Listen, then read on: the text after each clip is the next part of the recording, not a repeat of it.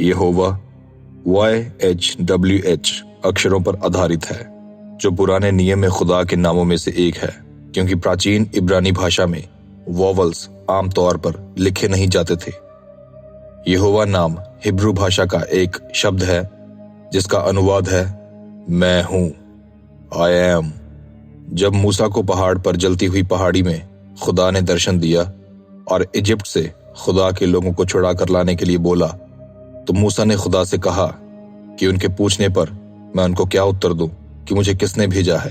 तो देखिए खुदा ने उसे क्या उत्तर दिया। मैं पढ़ने जा रहा हूं निर्गमन की पुस्तक चैप्टर 3 और वर्स 13 से। मूसा ने परमेश्वर से कहा, जब मैं इजराइलियों के पास जाकर उनसे कहूं कि तुम्हारे पितरों के परमेश्वर ने मुझे तुम्हारे पास भेजा है, तब यदि वे मुझसे पूछें कि उसका क्या नाम है, तब मैं उनको क्या बताऊं। परमेश्वर ने मूसा से कहा, मैं जो हूं सो हूं। फिर उसने कहा, तो इजराइलियों से यह कहना कि जिसका नाम मैं हूं है, उसने मुझे तुम्हारे पास भेजा है। फिर परमेश्वर ने मूसा से यह भी कहा कि तू इजराइलियों से कहना कि तुम्हारे पितरों का परमेश्वर अर्थात इब्राहिम का परमेश्वर, इसहाक का परमेश्वर, याकूब का परमेश्वर यहोवा, उसी ने मुझे तुम्हारे पास भेजा है। देख, सदा तक मेरा यही नाम रहेगा और पीढ़ी पीढ़ी में मेरा स्मरण इसी से हुआ करेगा। यहोवा के नाम के महत्व को ठीक तरह से समझने के लिए बाइबल में कई बातों का हवाला दिया गया है। यहोवा शब्द सृष्टिकर्ता के रूप में परमेश्वर के एकमात्र अस्तित्व को दर्शाता है। हर कोई अपने जीवन की हर सांस और अपने स्वयं के अस्तित्व के लिए उस पर निर्भर है, पर वह किसी पर भी निर्भर नहीं है। प्राचीन हिब्रू राइटर्स ने खुदा के नाम को लिखने या व्याख्या करने के लिए बहुत ज्यादा पवित्र माना। उनका मानना था कि हम इंसान इतने पाक साफ नहीं हैं कि हम खुदा का नाम यहवे ले सके। वे खुदा का नाम लेने को खुदा की बेहुरमती समझते थे, इसलिए वे खुदा के लिए जो शब्द इस्तेमाल करते थे वो था अदोनाई, जिसका मतलब होता है मास्टर या गुरु। Most of the English translated Bibles में यहवे की जगह जो शब्द इस्तेमाल किया गया है वो है लॉर्ड, सभी कैपिटल लेटर्स के साथ। लेकिन ईसाइयों की और यहूदियों की अगर आप सबसे पुरानी बुक्स उठाएंगे तो उसमें खुदा का जो नाम है वो यहवे ही है। यहाँ तक कि सबसे पहली किताब उत्पत्ति की किताब में भी खुदा का नाम यहवे ही बताया गया है। नोहा और अब्राहम भी जब खुदा से बात किया करते थे तो वे यहोवा नाम लेकर ही बात करते थे। But even more shocking phenomena ये है कि यहवे नाम जो है उसको साइंसदानों ने इंसान के डीएनए में भी होने का पता लगाया है। चलिए मैं आपको एक्सप्लेन करता हूँ, लेकिन आपको इसे बहुत ही ज्यादा ध्यान से समझना होगा, तभी आपको समझ में आएगा। हमारे डीएनए की चेन्स में 4 न्यूक्लियोटाइड्स बेस पेयर होते हैं, एडेनिन, ग्वानिन, थियामीन और सीटोसिन। इसके बाद डीएनए स्ट्रैंड में एक यूनिट होती है जिसको सल्फ्यूरिक ब्रिज कहा जाता है। ये सल्फ्यूरिक ब्रिज पूरे डीएनए को एक साथ इकट्ठा बांध कर रखती है। ये सल्फ्यूरिक ब्रिज हर 10 न्यूक्लिक एसिड के बाद आता है और फिर 5 न्यूक्लिक एसिड के बाद और फिर 6 न्यूक्लिक एसिड के बाद and then again 5 nucleic acid के बाद आता है। और इसी तरह से हमारे डीएनए में 10, 5, 6, 5 की रिपीटेड न्यूमेरिकल वैल्यू देखने को मिलती है।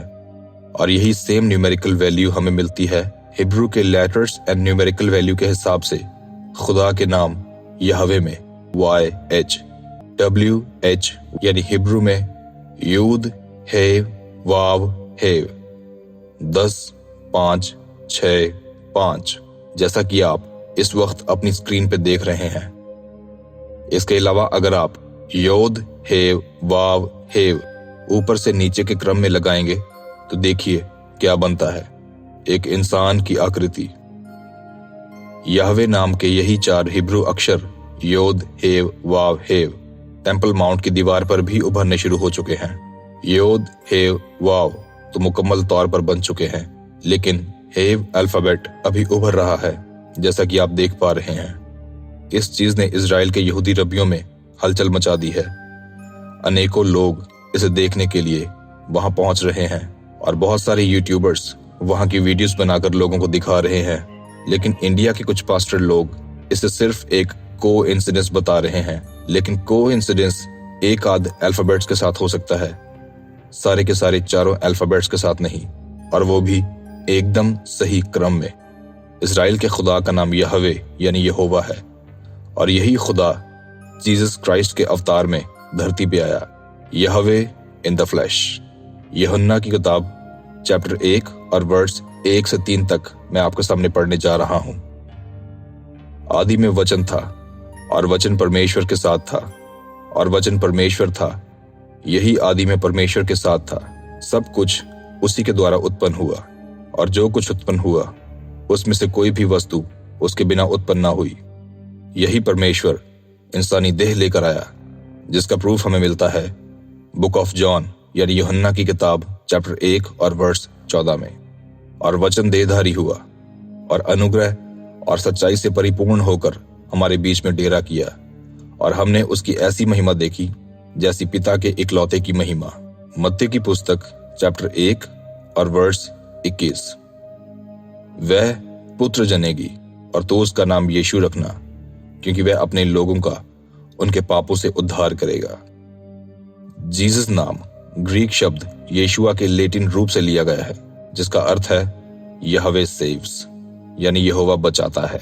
सो इस प्रकार यहोवा अपने लोगों को पापों से बचाएगा, और हम सब जानते हैं कि यीशु ने लोगों को उनके पापों से बचाया है और अब भी बचा रहा है। क्या आपको पता है कि बाइबल में प्रभु यीशु मसीह ने खुद के लिए भी आई एम शब्द का इस्तेमाल किया था? बुक ऑफ जॉन चैप्टर 8 और वर्स 56 से 58 तक। तुम्हारा पिता इब्राहिम मेरा दिन देखने की आशा से बहुत मगन था, और उसने देखा और आनंद किया। यहूदियों ने उससे कहा, अब तक तू 50 वर्ष का नहीं, फिर भी तूने इब्राहिम को देखा है? यीशु ने उनसे कहा, मैं तुमसे सच सच कहता हूं कि पहले इसके कि इब्राहिम उत्पन्न हुआ, मैं हूं। इस बात को और ज्यादा समझने के लिए हम पढ़ते हैं same book of John chapter 14 और वर्स 8 से 10 तक। फिलिप्पुस ने उससे कहा, हे प्रभु, पिता को हमें दिखा दे, यही हमारे लिए बहुत है। यीशु ने उससे कहा, हे फिलिप्पुस, मैं इतने दिन से तुम्हारे साथ हूं, और क्या तू मुझे नहीं जानता? जिसने मुझे देखा उसने पिता को देखा है। तो क्यों कहता है कि पिता को हमें दिखा? क्या तू प्रतीति नहीं करता कि मैं पिता में हूं और पिता मुझ में है? ये बातें जो मैं तुमसे कहता हूं अपनी ओर से नहीं कहता, परंतु पिता मुझ में रहकर अपने काम करता है। अगर ये वीडियो आपकी नॉलेज में 1% का भी इजाफा करने में सक्षम हुई है, तो प्लीज मेरे चैनल को सब्सक्राइब कर लीजिए और साथ वाले बेल आइकन को भी प्रेस कर दीजिए, ताकि आपको मेरे आने वाली वीडियो का नोटिफिकेशन मिलता रहे। प्रभु यीशु मसीह के नाम में आप सबको सलाम।